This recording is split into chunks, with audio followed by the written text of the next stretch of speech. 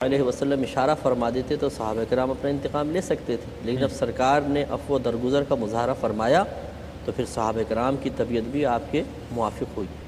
تو اس لیے ہونا ہی چاہیے جو قوم کا لیڈر ہے یا قوم کا رہنما ہے، جیسے مشائخ ہیں، علماء ہیں، فقہاء ہیں، انہیں لوگوں کے لیے ایک عملی تصویر بننی چاہیے، اور اس سے پھر دوسروں کے اندر اچھا اثر پیدا ہوتا ہے، جس کے مثبت اثرات قوم میں مزید منتقل ہوتے ہیں اور معاشرہ سنورتا چلا جاتا ہے۔ جیسے کہ نبی کریم صلی اللہ علیہ وسلم اگر انتقام لیتے تو تاریخ میں کبھی بھی آپ کا وہ عمل سنہری حروف سے شاید نہ لکھا جاتا، کہ وہ تو عام بادشاہوں کی عادت تھی، لیکن جب نبی کریم صلی اللہ علیہ وسلم نے حلم، بردباری اور صبر و تحمل کا مظاہرہ فرمایا اور صحابہ کرام علیہم الرضوان نے بھی اس کو اختیار کر لیا، تو یہ کہ ہماری قیامت تک کے لیے روشن مثال ہو گیا، جس کو ہم بڑے فخر سے پیش کر سکتے ہیں۔ غیر مشروط معافی تھی۔ جی بالکل، آپ نے خود ذکر فرمایا کہ من دخل دار ابی سفیان فهو آمن۔ حضرت عباس نے کہا کہ حضور ان کے لیے کچھ آپ بشارت دے دیں، تو فرمایا من دخل دار ابی سفیان فهو آمن، جو ابو سفیان کے گھر میں داخل ہو گیا وہ امن میں ہے، جس نے اپنے دروازے کھڑکیاں بند کر دی وہ امن میں، جس نے اسلحہ نہیں اٹھایا وہ امن میں ہے۔ یہاں سے آپ دیکھیں کہ اسلام تلوار سے نہیں پھیلا، اور اسلام تلوار سے پھیلتا بھی کیسے؟ جہاں تلوار اٹھانے کی بات ہے وہ ایک شرائط کے ساتھ ہے، وہ ایک معاملات کے ساتھ ہیں، وہ تو قیامت تک رہے گا، لیکن کہنے کا مقصد یہاں پر یہ ہے کہ اگر تلوار کے زور پر آپ کسی کو متاثر کریں گے تو اس کی گردن جھکائیں گے، دل نہیں جھکائیں گے۔ ٹھیک۔ اور ایسے شخص کی اسلام کو ضرورت بھی نہیں کہ جس کے دل میں ایمان پیدا نہ ہو، کیونکہ اسلام تو نام ہی جناب ایمان کا، اور ایمان نام ہی جناب جو ہے کہ دل سے یقین کرنے کا ہے، تو زور و دھونس کے ساتھ کس طرح ہو سکتا تھا؟ اس لیے ابو سفیان جب حضور کے قریب بیٹھے ہوئے تھے تو جب انہوں نے شروع میں کہہ دیا تھا کہ میں نے لا الہ الا اللہ تو مان لیا ہے، لیکن آپ کے بارے میں محبت میرے دل میں نہیں پیدا ہو رہی، اور یہاں پر جب پیدا ہوئے بیٹھے تو سرکار علیہ الصلوۃ والسلام کی خدمت میں جب وفود آ رہے تھے تو انہوں نے کہا اگر یہی دل میں سوچ رہے تھے، اگر یہی سب کچھ کرنا تھا تو یہ تو مکہ میں ہم پہلے دینا چاہ رہے تھے۔ تو سرکار علیہ الصلوۃ والسلام تھوڑے آگے بڑھے اور حضرت ابو سفیان کے سینے پر ہاتھ مارا اور فرمایا اللہ رب العالمین ابو سفیان کے دل کی اصلاح کرے۔ پھر انہوں نے کلمہ پڑھا لا الہ الا اللہ محمد رسول اللہ، کہ آپ کے اب دست مبارک کی برکت سے اب آپ کی محبت میرے دل کے اندر پیدا ہوگی۔ تو یہ معجزات ہیں، اور سرکار کا اخلاق خود ایک بہت بڑا معجزہ ہے، جو سرکار نے فرمایا الیوم یوم المرحمہ، آج کا دن جو ہے وہ رحمت کا دن ہے، جس طرح آپ نے خود تمہیدی گفتگو میں حضرت عثمان بن طلحہ کا ذکر فرمایا۔ تو یہ تو حیرت کن بات ہے کہ جناب، اور حیران کن بات ہے کہ اتنے مظالم ڈھانے کے باوجود پھر یہ بات ہو، اور انصار نے جب دیکھا کہ حضور پہنچ چکے ہیں اور مکہ کی طرف دیکھ رہے ہیں، سرکار نے 7 دنوں بعد سے فرمایا کہ تم گھبراؤ نہیں، تم نے مینا میں مجھ سے وعدہ کیا تھا، آج میں لوٹ کر تمہارے ساتھ ہی جاؤں گا۔ کیا بات۔ ایک کالر شامل کرتے ہیں۔ السلام علیکم۔ السلام علیکم۔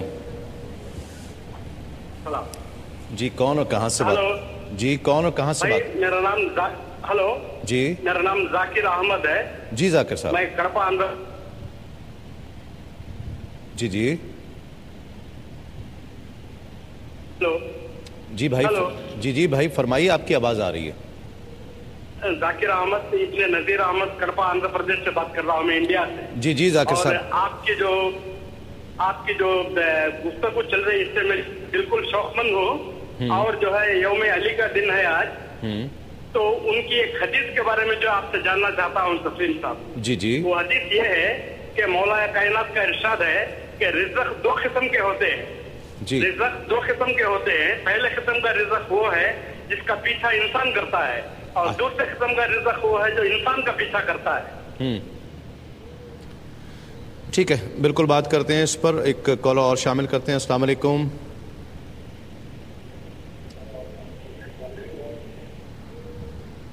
السلام علیکم۔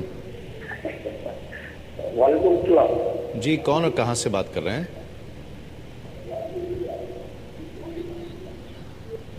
میں معذرت چاہتا ہوں، آپ کا ٹیلی ویژن کھلا ہوا تھا۔ ایک مختصر سا وقفے کے بعد لوٹتے ہیں، اس یقین کے ساتھ آپ کہیں نہیں جائیں گے۔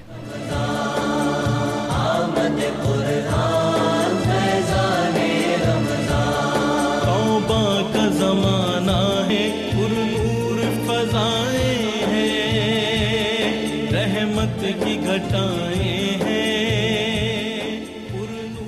ناظرین خوش آمدید، آپ پروگرام دیکھ رہے ہیں رحمت السحر تسلیم صابری کے ساتھ، اور آج کا سوال تھا حضور صلی اللہ علیہ وآلہ وسلم کے کون سے چچا حضور کے دودھ شریک بھائی بھی تھے؟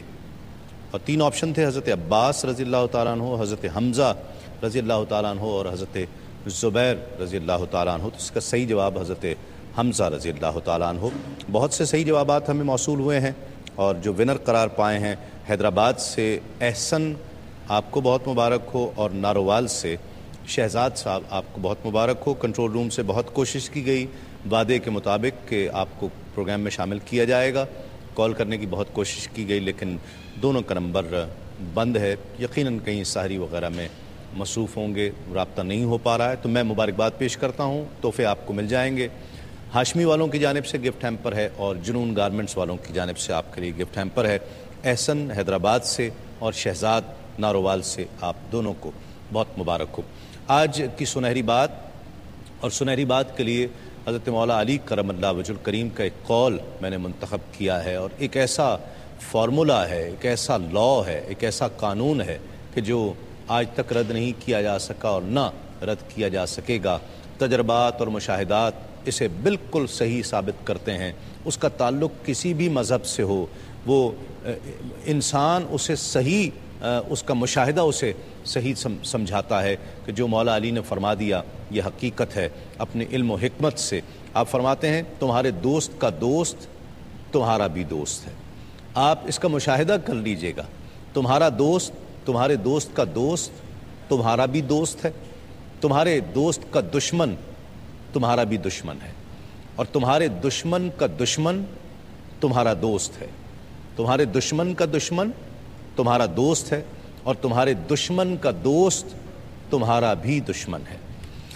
سوال بھی ہمیں ایک موصول ہوا ہے مولا علی کے فرمان کے تعلق سے کہ کیا صحیح ہے؟ جی مفتی صاحب۔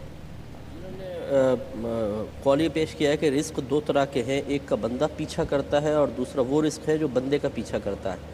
اس کی کئی تشریحات ہیں، جن میں سے ایک یہ ہے کہ بعض رزق ایسے ہیں جو اللہ نے کسب کے تابع رکھ دیے ہیں، انسان کسب کرتا ہے تو اس رزق تک پہنچتا ہے، اور بعض رزق ایسے ہیں جو بغیر کسب کے بندے کو ملتے ہیں، جیسے پاگلوں کو ملتا ہے اور بچوں کو ملتا ہے کہ اس میں کسب کی کوئی ضرورت ہی نہیں ہوتی ہے۔ تو یہ ایک مفہوم ہے۔ ایک ایسا ہے کہ بعض ایسے رزق ہیں جن کے پیچھے بندہ بھاگتا ہے حالانکہ اللہ تعالیٰ نے اس کی قسمت میں لکھا ہوا ہے، اور بعض ایسے بندے ہیں کہ جو رزق کی پرواہ نہیں کرتے ہیں، خود بخود ان کو رزق حاصل ہوتا ہے، ان کے دل میں ہوس وغیرہ نہیں ہوتی ہے، وہ رزق انسان کا پیچھے کرتا ہے۔ اس طرح کئی تشریحات ہیں، حضرت علی کا قول بالکل حق ہے۔ آج شام انشاءاللہ حضرت مولا علی کرم اللہ وجہ الکریم کی سیرت مبارکہ کے تعلق سے، ان کی شہادت کے حوالے سے انشاءاللہ افطار کے پروگرام میں تفصیلی گفتگو کی جائے گی، حضور دیکھیے گا۔ میں چند کلمات دونوں علماء کرام کے لینا چاہتا ہوں مولا علی کے حوالے سے۔ جی شاہ صاحب۔ بسم اللہ الرحمن الرحیم۔ یقیناً مولا کائنات علی مرتضیٰ کرم اللہ وجہ الکریم کی ذات گرامی ایک فضائل کے اعتبار سے ایک ہمہ جہت شخصیت ہے، اور ایسی شخصیت کے جس کا اعتراف سیدنا صدیق اکبر نے بھی کیا، سیدنا فاروق اعظم نے بھی کیا، حضرت عثمان غنی نے بھی کیا، اور تمام امت ان کو خراج تحسین پیش کرتی ہے۔ جو اللہ نے علم ان کو عطا فرمایا، اسی طرح حضور علیہ الصلوۃ والسلام کا ظاہری اخلاق بھی ان کو ایک کمال تک ملا، اور باطنی اخلاق بھی کمال تک ملا، اور یقیناً ان کی شہادت عبد الرحمن بن ملجم نامی شخص کے ساتھ نے جو یہ ارتکاب کیا، تو سید عالم صلی اللہ علیہ وسلم نے ارشاد فرمایا تھا علی روئے زمین کے دو شخص انتہائی بدبخت ہیں اور بدترین ہیں، ایک وہ جس نے حضرت صالح علیہ السلام کی اونٹنی کو قتل کیا، اور ایک وہ ہے جو تجھ پر تلوار کا وار کرے گا۔ اور سرکار نے ان کی داڑھی مبارک کو اپنے ہاتھ میں لے کر فرمایا کہ علی مجھے اس وقت یاد کرنا جب تمہاری یہ پوری داڑھی خون سے تر ہو جائے گی۔ تو حضرت علی کی زندگی مبارکہ میں یعنی بخار کبھی ایسی کیفیات آ جاتی اور مریدین اور معتقدین گھبرا جاتے، تو فرماتے نہیں ابھی وقت باقی ہے، اس لیے کہ آقا نے فرمایا تھا کہ میری داڑھی خون سے تر بتر ہو جائے۔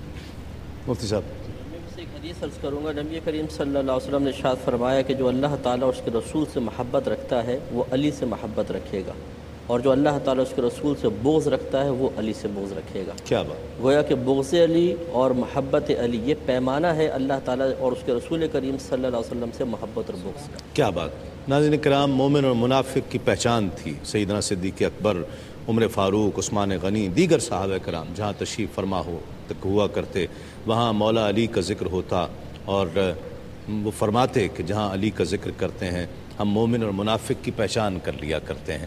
علی کے ذکر سے کوئی خوش ہو جاتا ہے تو ہم سمجھ جاتے ہیں کہ وہ مومن ہے، اور اگر علی کے ذکر سے کسی کے چہرے پر رنج اور الم کے آثار آ جائیں، تکلیف نمایاں ہو جائے، تو ہم سمجھ جایا کرتے کہ یہ منافق ہے۔ آج انشاءاللہ مجھے بھی بہت بےتابی سے انتظار ہے افطار کے پروگرام تک کا کہ ہم اس میں حاضر ہوں اور مولا کائنات کا ذکر کریں انشاءاللہ. تو آپ کو بھی انتظار ہوگا, شام مولا کائنات کا ذکر ہوگا انشاءاللہ. میں کوشش کروں گا کہ مولا کائنات کی بارگاہ میں کچھ اشعار بھی پیش کروں, اور سیرت علی کا ذکر بھی ہوگا, اور شہادت مولا کائنات کا تذکرہ بھی کریں گے.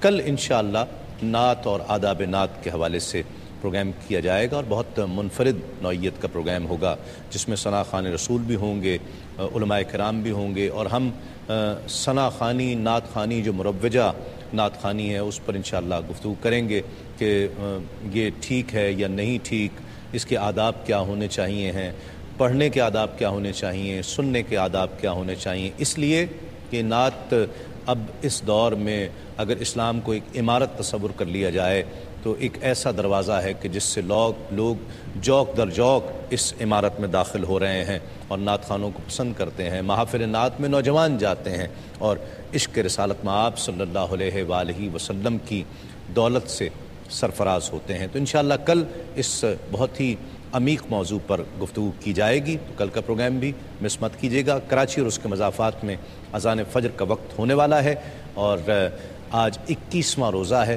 میں سب کو بہت مبارکباد پیش کرتا ہوں. بہت سی دعائیں, یہ دعا کہ آپ جو بھی دعا کریں وہ رب اپنی بارگاہ میں قبول فرمائے. اذان فجر کے وقفے کے بعد ایک مرتبہ پھر آپ سے ملاقات ہوتی ہے. رحمت کی گھٹائیں ہیں, پر نور فضائیں